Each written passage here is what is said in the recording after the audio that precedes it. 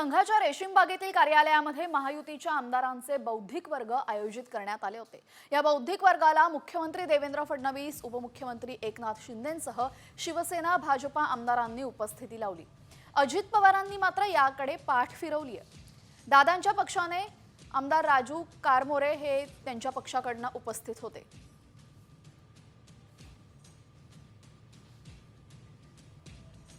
फडणवीस शिंदेंसह संघ मुख्यालयामध्ये आमदारांचा बौद्धिक वर्ग आज आयोजित करण्यात आला होता।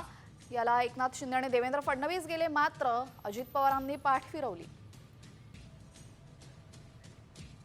तर म्हणजे निरपेक्ष भावनेने कसं काम करावं हे संघ परिवाराकडून शिकावं। एखादी संस्था सुरू होते, परंतु 100 वर्ष या देशाची सेवा करणं, या देशाच्या उभारणीमध्ये, राष्ट्रसेवेमध्ये संघाचं जे योगदान आहे ते कुणालाही नाकारता येणार नाही।